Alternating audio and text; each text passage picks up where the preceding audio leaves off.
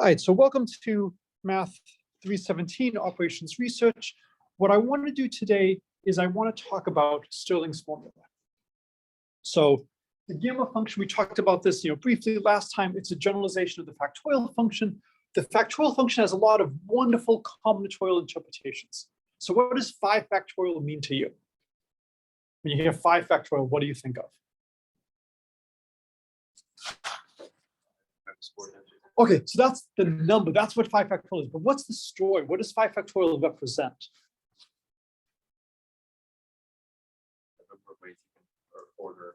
The number of ways you can order 5 people. There are 5 of us physically present in this room right now. There are 5 ways to choose who takes the first spot. Then of the 4 remaining people, there's 4 for the second, 3 for the third, and so on and so on. So 5 factorial is the number of ways to order 5 objects when order matters. As a nice exercise using integration by parts, you can show that this gamma function turns out to equal the factorial function shifted. And there's a technical reason why it's nice that it's shifted a little bit like this. So gamma of n plus 1 is n factorial when it is a non-negative integer. And the big question is, how rapidly does this function grow? It grows fast. It grows like n to the n e to the minus n squared of 2 pi n. So this is an absolutely wonderful result. When you have huge numbers, often all you really care about is what is the main term. Okay. So when Elon Musk is buying Twitter, does it matter if the price is $1 million more or less than he thought? How much was the sale for Twitter, roughly? $44 billion. So $1 million is what? What percent of 44 billion is 1 million?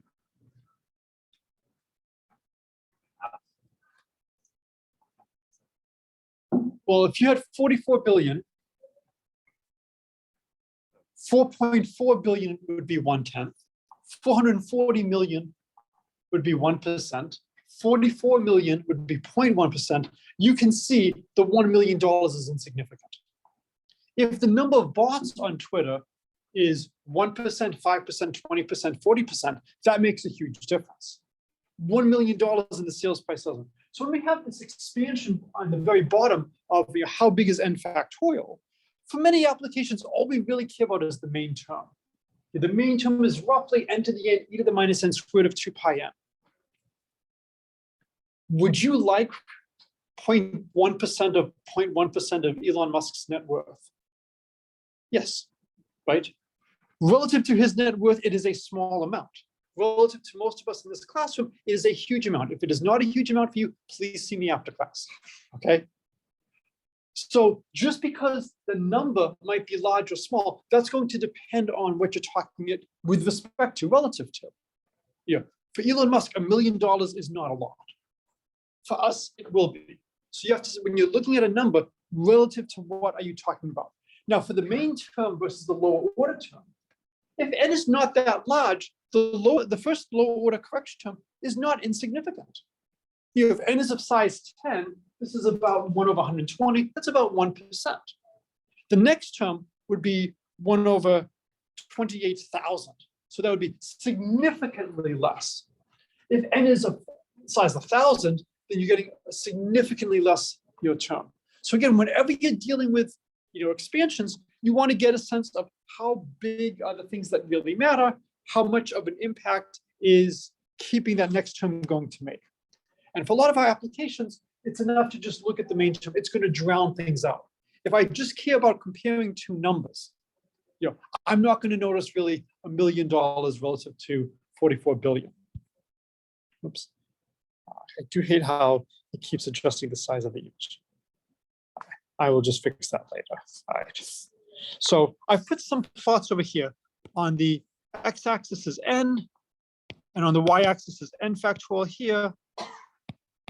And over here, right, the log base 10 of n factorial. So on the first plot, it is extremely hard to tell anything. So this is one of the themes for the class. How do you present information in a way that is meaningful? Well, every time n increases by 1 when n is around 70, that's almost 2 orders of magnitude increase in n factorial. If n was 100, it would be exactly 2 orders of magnitude. So this is more than an order of magnitude increase. So if you look at the plot, here's the value at n equals 70 at the very top. Almost 2 orders of magnitude down is 69. 3 to 4 orders of magnitude down is 68. We can't really tell anything for large sections of this plot because it's just dwarfed by what's going on at the largest value. So if we really want to see what's going on, we have two choices. We can do a semi-log plot, where we're going to plot the log of n factorial against n, or we can do a log-log plot. I really don't want to be thinking about the log of n. I want to see how is n factorial growing relative to n. So I'm going to do a semi-log plot. The log of n factorial will be the vertical axis, and will be the horizontal. We have the nice plot here. So when you look at this, what kind of curve does this look like? Approximately. When you look at this, what shapes come to mind?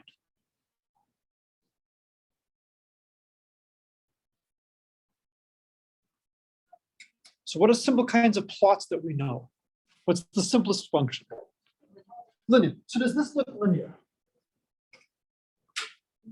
So I'm going to use my very expensive linear detector.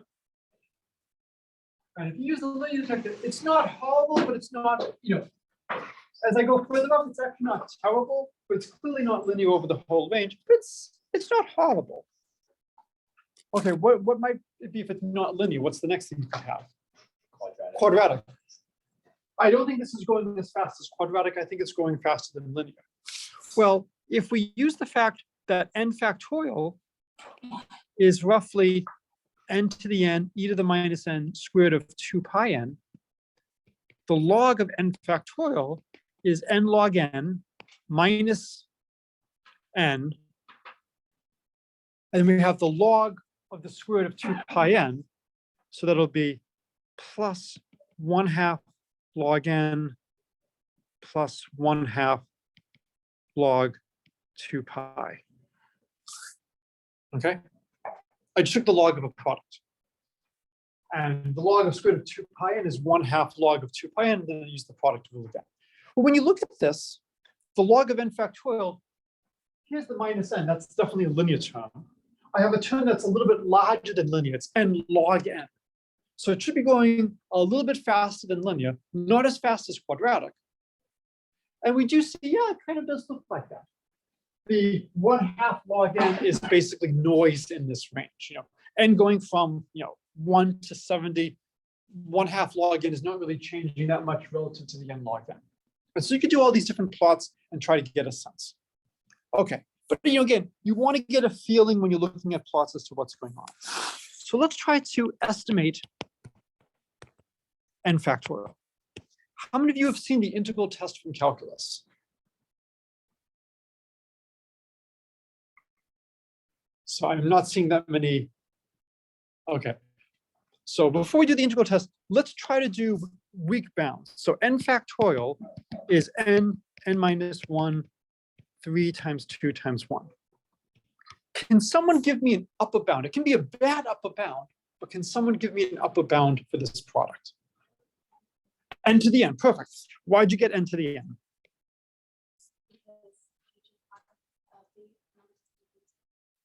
Good. So each number is at most n. We have n factors, it's at most n to the n. Given that the answer is n to the n e to the minus n, it's actually not a terrible upper bound. Can somebody give me a lower bound? It's okay if it's a bad lower bound. So similar to how you gave me n to the n, what would be the corresponding lower bound using that same logic? 1. That bound sucks, right? It's the first natural bound to do, is each term is at least 1. Can you give me a better lower bound than 1? Okay, that's actually better than I want. So I want something better than 1, but not as good as 2 to the n minus 1. So if you look at this product, every term in the product is at least 1. But there's also another trivial way to get a lower bound for the product.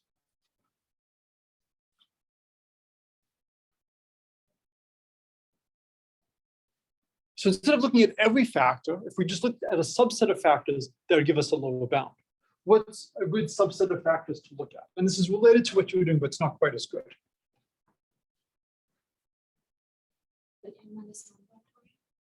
Right, but then we don't know what n minus 1 factorial is. But if you just, which one factor would you want to choose to get a good lower bound? If you could only use one factor. N. So this is clearly going to be less than or equal to n. And then what you said is every factor beyond 1 is at least 2. So this is actually going to be at least 2 to the n minus 1. So we've got a couple of bounds. There's also, of course, a tremendous difference in size. Now we can do things a little bit better. One thing is we could also do is we could notice that n factorial, it's less than or equal to n to the n.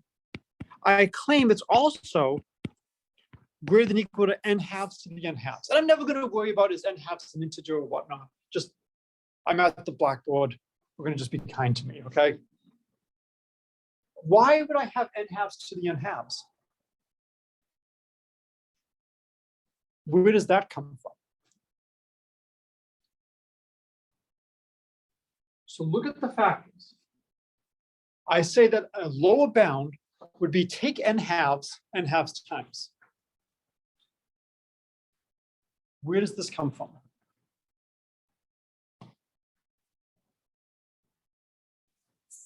So half of the factors are at least n over 2, right? You know, n over 2, n over 2 plus 1, and n over 2 plus 2. And so note that n halves to the n halves is n to the n halves times 2 to the negative n halves, or it's n to the n halves square root of 2 to the negative n. So there's still a sizable difference between the upper and the lower bound. But now at least I have something, you know, it's not going as fast as n to the n, but it's going at least as fast as n to the n halves with a little bit of a correction. So the question is, can we do better? And so what I want to do is I want to do you know, a few calculations. So this is called dyadic analysis.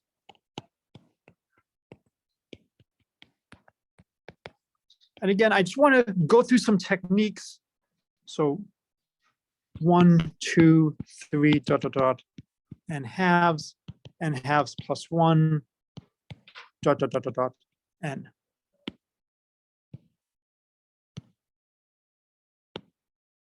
So can somebody give me an upper bound for every term in here?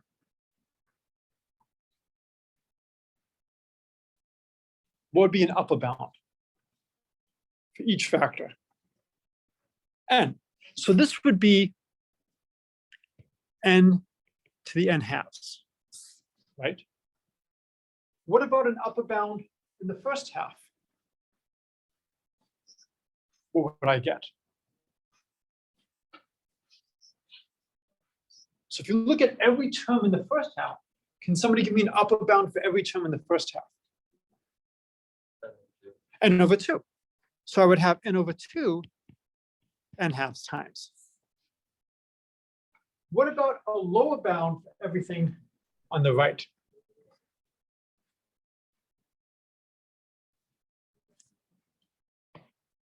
So what could I do for a lower bound for every term here? So somebody who hasn't spoken yet.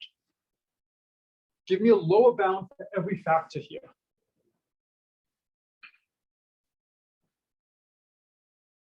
So what's the smallest number in this product?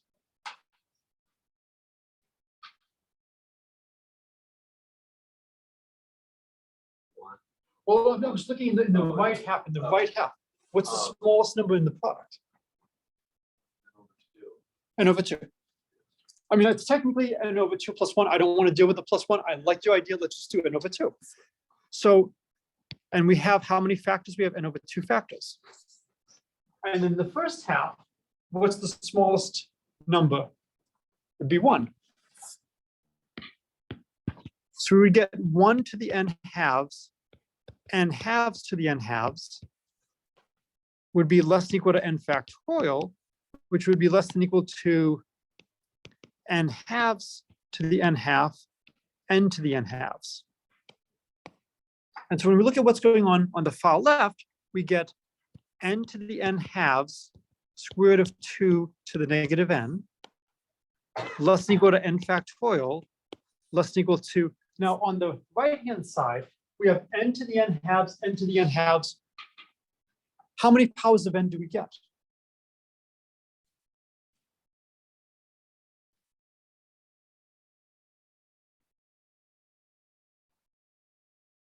So how many powers of n do we have on the right-hand side? We have n to the n halves times n to the n halves. That's just, it's just n. Yes. Is this okay with everybody? So it would just be n to the n, and then we have 1/2 to the n halves. So that's going to be square root of 2 to the negative n. Okay. Now we believe, Stirling,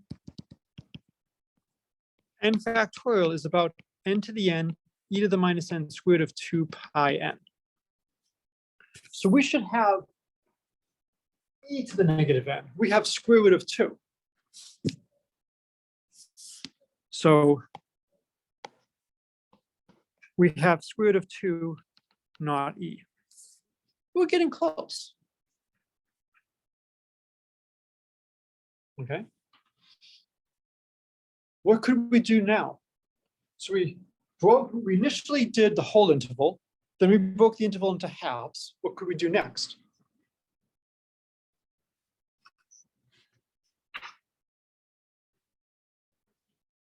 Break it in half again. So I'm only going to do the upper bounds. So let's go 1, 2, and then where do I stop? N over 4. And then the next one would be n over 4 plus 1 dot dot dot to n halves. I'm going to write n halves as 2n over 4. Then 2n over 4 plus 1 all the way up to 3n over 4. And then 3n over 4 plus 1 all the way up to n. So let's look at each range. And so in this range, what would be the upper bound? N, and to what power?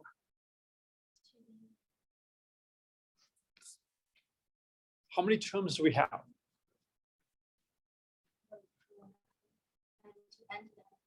N to the n over 4, right? We've broken the interval into 4 subintervals. So this would be n to the n fourths. For this one, it would be 3n over 4 to the n fourths. For this one, it would be 2n over 4 to the n fourths. And for this one, it would just be n fourths to the n fourths. So we get n factorial is less than equal to n fourths to the n fourths times 2n over 4 to the n fourths times 3n over 4 to the n fourths times n to the n fourths. Okay. How many powers of n do we have? And we're always going to have n powers of n. So I'm going to get an n to the n. And now what's left over? Well, everything is to the n over 4 power. So I'm going to get 1/4 times 2/4 times 3/4 to the n fourths. So this is going to be 3/32. Right. So this is going to be n to the n. Then I have 3/32. Take the 4th root of that, and I take that to the nth power. And so I'm supposed to have a 1 over e, right? I'm supposed to have e to the negative. So let's look at 3 divided by 32 to the 0.25 power. And let's look at 1 divided by e. So this, the 4th root of 3/32 is about 0.553 versus 1/e, which is about 0.368.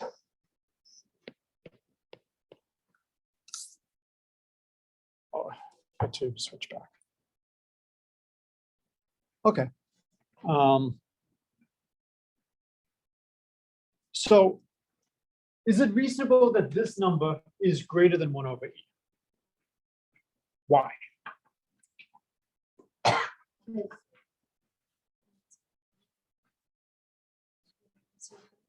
Okay, but why should this be greater than 1/e? Why would it be really strange if it was less than 1/e?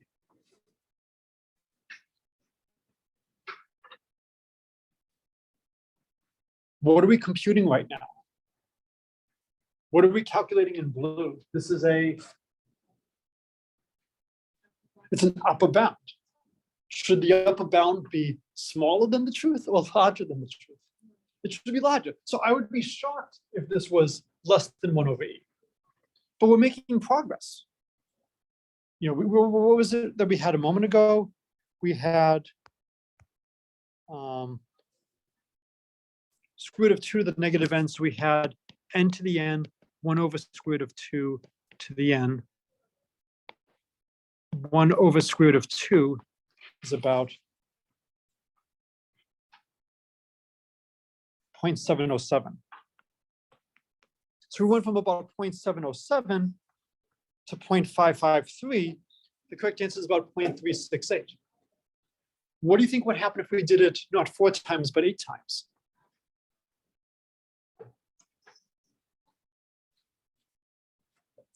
It should get closer. What do you think might happen if we keep doing this more and more times?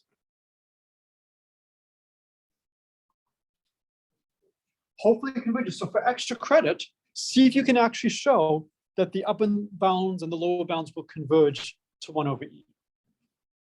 And see if you can do that without accidentally assuming results on the factorial. Because we're getting interesting products here. We've got, what does the numerator look like? 3 factorial over 4 cubed. What do you think the next term might be? Yeah, so as your guess, so just maybe guess the next is 7 factorial divided by what? So before we had 4 each time to the 4th, and now you would say we would have 8 to the 8. And then what power do we take of that? So last time we took things to the n/4, the 1/4 power. What should we take here? n/8. So our constant should be something like this. Now, when I'm computing this, is there any need to calculate 8 to the 8 and then take the 8th root of that? No, what's the 8th root of 8 to the 8? It's just 8. So this is just the 8th root of 7 factorial divided by 8. And so if we have 7 factorial to the 1/8 divided by 8, we get, this is about 0.362839, and 1/e was about 0.3678.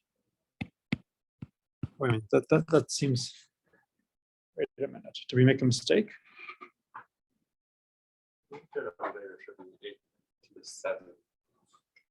Oh, maybe it's, oh, is it 8 to the 7th? Yes, because the last one is yes. So in fact, if we want to do it that way, it should be 8 to the 7th, or this should be 8 factorial. So let's make this 8 factorial. right? That'll just be easier to compute. Okay, but again, notice how we could immediately tell that a mistake was made because the result made no sense. Our upper bound should not be smaller than our lower bound. All right, so I'll change the 7 factorial to an 8 factorial. And now we get, this is about 0.470544. Okay, that's not so bad. And again, if I only want to do a finite calculation, I could do the next one. I can do 16 factorial. Not that hard to just change this. And so if I just take this expression, all I have to do is I think change the 8 to a 16. So why don't we just define a function? G of n is going to be 2 to the n. We want the factorial of that, right?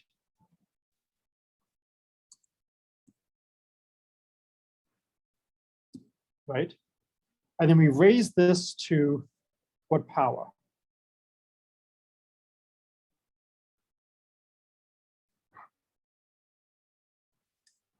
So we're going to try to figure out what is the pattern. So when we had 8, that was 2 cubed, so n was 3. And it was just 1 over 2 to the n. So I think it's just 1 over 2 to the n. And then we divide this whole thing, and I'll just put, it's never a bad idea to put in extra parentheses just to make sure you don't make a mistake, and which I divide that by.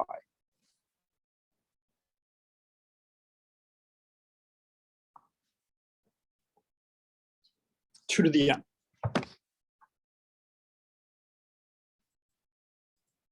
And then I'm going to do this as 1.0, so it gives me a decimal. So let's calculate g of 3. Good, that matches what we had before. So g of 4 is 0.429, g of 6. So we can plot g of x.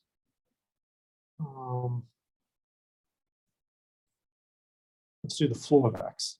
X goes from 2 to 10. And if you want, we can plot this against 1 divided by e. And that's the solid line down there. And you can see already when we're at 10, we are actually very close to having an upper bound. We're not getting the square root of 2 pi n. But this is to show you the power of elementary arguments. I'm not using any advanced machinery. I'm not using any calculus. I'm not using anything that you wouldn't have access to in junior high. We're just chopping it up into blocks. This should remind you of some of the stuff we did earlier in the semester when we did fast matrix multiplication. When you multiplied 2 2x2 matrices, we had the Strassen algorithm, which rather than being an n cubed operation, it was n to the log of 7 base 2. Really, we're going from the log of 8 base 2 to the log of 7 base 2. This is worth celebrating? Yes. You've lowered the exponent. This is tremendous. The way you then handle a very large matrix. Somebody remember how you handle a large matrix? So if we had a 2x2 matrix, we know what to do. What would you do if you had a 4x4 matrix? View it as 4 2x2 matrices. What would you do if you had an 8x8 matrix? View it as a bunch of small, you can view it as 4x4 matrices, and then for those you can view them as 2x2 matrices. So this is a really key idea. This is why I wanted to circle back. This is one of the reasons why I wanted to have a lecture on the factorial function. This idea of breaking something into smaller pieces and combining them is a very powerful idea. Most of you are not going to use the actual content of this class ever in your life. So there's really no need to kill ourselves in terms of making sure, do we do this, do we do this, do we do this? No, we don't need to do that. What's more important is thinking about how do you attack a problem. And this idea of breaking something down and combining, this is really powerful. You then need to do the lower bounds as well and see that they sandwich. Now, the problem is to actually compute what's going on, we need to understand a root of a factorial. Well, we're trying to understand the factorial. Can we maybe somehow feed our bounds of the factorial into the factorial that we're computing? and somehow use that to help and get it. I don't know. So as a nice exercise, try to see how far you can go with this. What if I give you a matrix that's 10 by 10?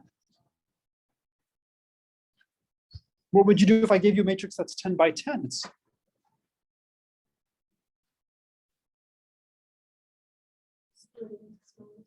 well, but we need things to be 2 by 2.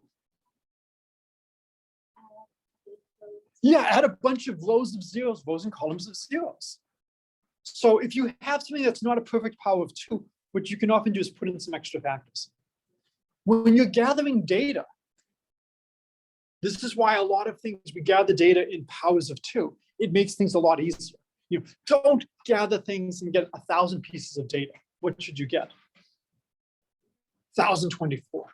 And so for a lot of things you've seen, like fast Fourier transforms and whatnot, they want the data to be coming in a power of 2. It's going to make things a lot easier.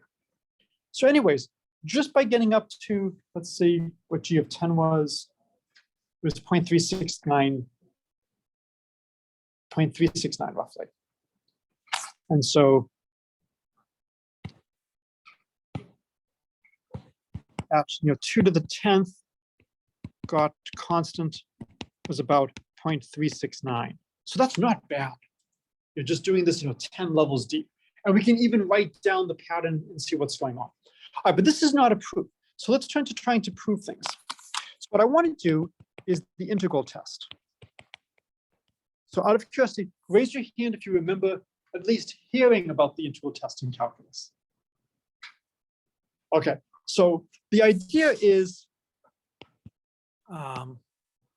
f of x is either non-decreasing or non-increasing. Then the sum of n goes from, let's say the sum k goes from 1 to n of ak is basically the integral from 1 to n of f of x dx, where ak equals f of k. So typically you have to figure out what the function is given a sequence. It is almost always take the index in your sequence and make that an x.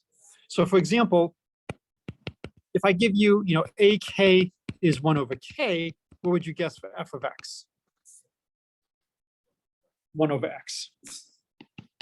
If I give you ak equals k squared, what would you guess for f of x?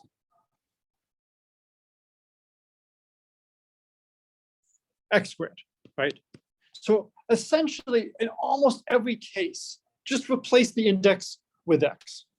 So find f by replacing index k with x.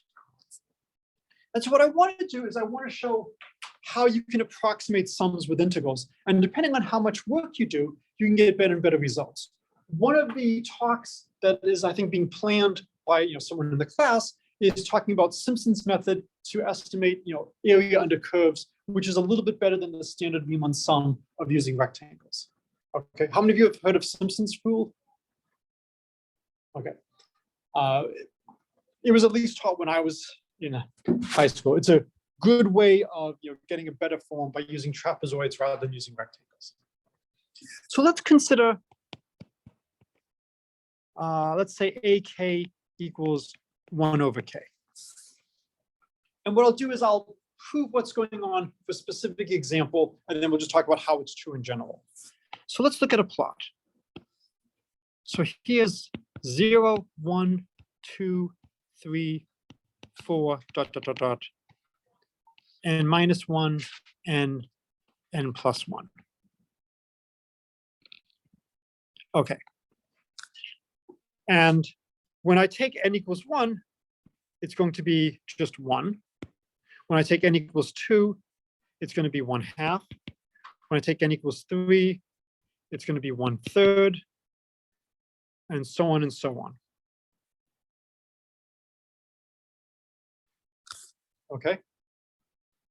So what I want to do is I want to estimate the sum.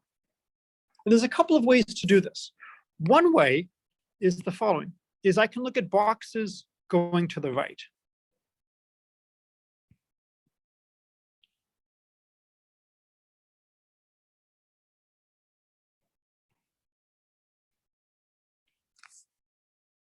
And so the area under the blue boxes will be my sum.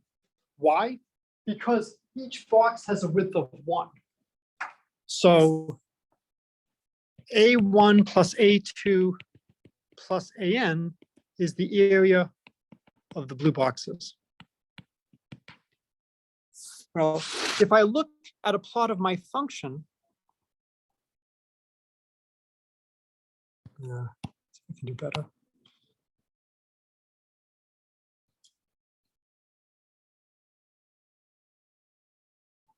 Okay.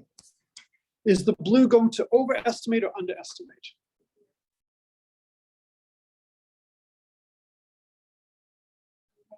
So the blue will overestimate.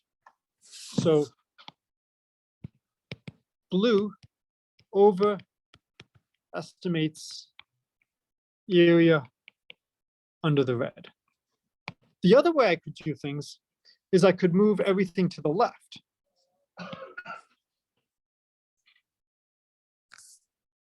And now if I move everything to the left, does the red curve over or underestimate everything other than the first box? Yeah, I don't want to integrate from 0 to 1 because things blow up. So the blue overestimates the area under the red. The green underestimates the area under red. So green underestimates area under the red. Now, the thing that you have to be careful about it that's a little bit annoying is where is the endpoint? Are we going to n? Are we going to n plus 1? Okay. And so let's decide, and let's just be a little bit careful. So let's say we have the sum, k goes from 1 to n of ak. So that's the blue boxes. That is going to be greater than the area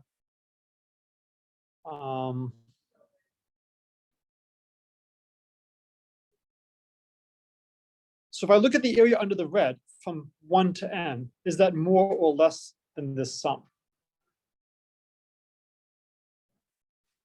Well, I've got this extra box over here. That's A1. So if I just put in A1, and now I look at the area under the red, is that going to be more? That's going to be more than the sum of everything else. So the sum is going to be less than or equal to A1 plus the integral from 1 to n of 1 over x dx. Because my function, of course, is just going to be f of x is 1 over x. So that gives me my upper bound. Now for my lower bound, we know that the sum of the blue boxes is my sum, and the area under the red is going to be less than or equal to that. So this will be greater than or equal to the integral from 1 to n plus 1 of 1 over x dx. Okay. And so if I want to figure out what the sum is, well, I mean, I could make things a little bit easier for myself. This is also going to be less than or equal to the integral from 1 to n of 1 over x dx. You can get better games, get a little bit better estimates in terms of how you play things at the boundary. But if I just drop the integration from n to n plus 1, I make my lower bound smaller. And now my integrals are both going from 1 to n. And that just makes things a little bit cleaner. Yes? If green underestimates the curve, why is that the upper bound and not the lower bound? Okay, so it's because I've thrown back in A1. So now if you look at the area under the red from here to here, that's greater than this segment. The area from 2 to 3 is greater than this segment. And so it's just playing these games of where am I bookkeeping? And so if you look at the red overestimates the green, but we missed this one, so we have to add that one in. The blue overestimates the curve. But if we So then the integral is going to be less than the blues. And it would be slightly different if rather than having a decreasing function, we had an increasing function. So the idea is my sum is essentially equal to the integral from 1 to n, differing by at most a1. If a1 is a large number, this is bad. If I give you the sum of 1 over n squared, the sum of 1 over n squared converges. It's pi squared over 6, which is more than 1 less than 2. Well, the first term is 1. So if my error is of size 1, that's really bad. But if I have a sum that's going off to infinity, then being off by a1 isn't that bad. So again, I can do a better job. I'm not trying to do a better job right now. I'm just trying to get some rough estimate.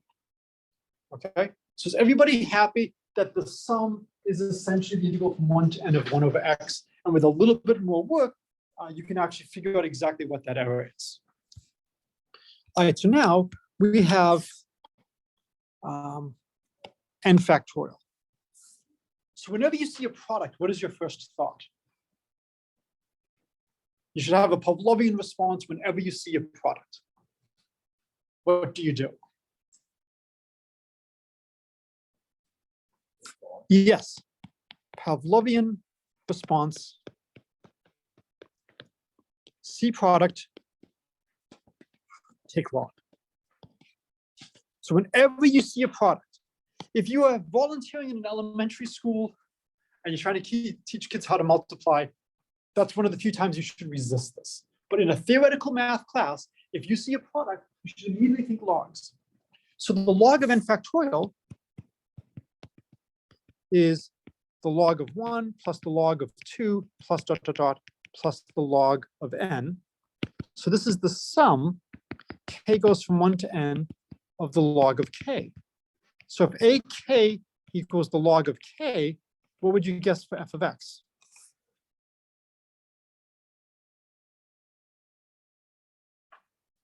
So what function is going to equal log k when the input is k? Log x, the rule is take your index and just replace that with x. Is this function never decreasing or is this function never increasing?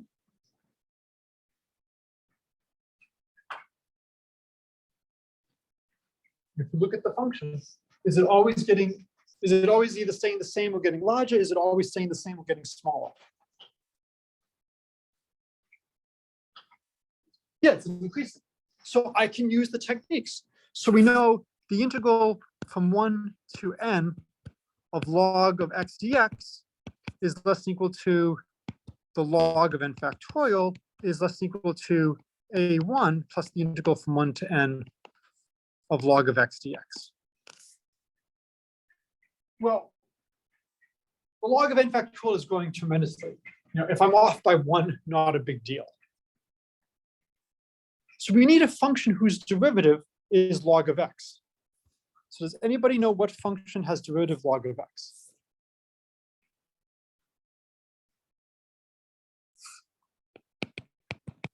So this is a good function to try to find a derivative of. Can anybody give me a thought? It doesn't have to be completely correct, but a function whose derivative is going to have a log x term. Can you give me something so that when I take a derivative, I get a log x? Maybe I get some other crap I don't care about, and I'll have to correct that later. X log x. So if I start with x log x, by the product rule, when I take the derivative, I'm going to get the derivative of x is 1. So I get 1 times log of x, that's good. But then I get x times 1 over x. X times 1 over x is 1. So this is not the right function for the derivative of log of x. I'm off by 1. I have to subtract something whose derivative is 1. Can somebody give me a function whose derivative is 1? X. So subtract something.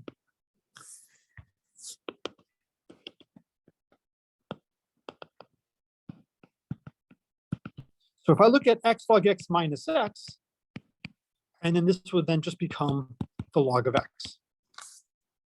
So we actually have an antiderivative for log of x. So this tells us that the integral from 1 to n of log of x dx was less than equal to the log of n factorial less than equal to 1 plus the integral from 1 to n of log of x dx. So this is x log x minus x at 1 and n less than equal to the log of n factorial less than equal to 1 plus x log x minus x at 1 and n. So this is n log n minus n. And then when I plug in x equals 1, the log of 1 is 0. So I get minus negative 1. So I think it's plus 1. Yes. Less than equal to log of n factorial less than equal to n log n minus n plus 2. So when I exponentiate, I get e to the n log n minus n times z less than equal to the log of n factorial less than equal to e to the n log n minus n e squared. All right, e to the n log n is e to the log n to the n e to the minus n. All right, so times e less than equal to the log of n factorial less than equal to e to the log n to the n e to the minus n e squared. So I've got a slight mistake somewhere. What's e to the log n? N. So this is n to the n e to the minus n e less than equal to n factorial less than equal to n to the n e to the minus n e squared. So we have a slight error. And the slight error is just coming from the boundary term. Is what I did over here was fine, but there really should be an a sub n as well. So missing issue with an plus 1 if increasing this matters. I'm just trying to give you a quick rough insight. So I'm missing potentially that one last point. This goes back to your question of, is it really over or under? I was using something very specific for this curve. And then I was saying that the same thing is going to apply if the function is increasing, not decreasing. Oh, wait a minute. If it's increasing, not decreasing, then I could be flipping whether or not it's above or below. And so this argument is working in the case when the curve is below these boxes and the curve is decreasing. If the curve is increasing, then maybe it's going the other way in terms of how I do things. So this just highlights how careful you have to be. That just because I've proven something works in one regime does not mean I can push that into another. But again, minor fixes to put that in. The idea is to give you a quick rough sense of what's going on and why. We can very quickly see there's the n to the n e to the minus n. And with a bit more work, we would actually get a n for the upper bound and basically like a e for the lower bound. Does anybody know what the averages of e and n?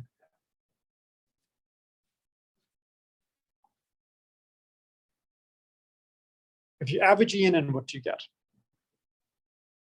When n is very, very large, what's the average of e and n? N over 2 if you do the arithmetic average. If you do the geometric average of two numbers is you multiply and take the square root. This is called the geometric mean. Well, what's the geometric mean of e and n? It's roughly square root of n, which is the missing factor we have.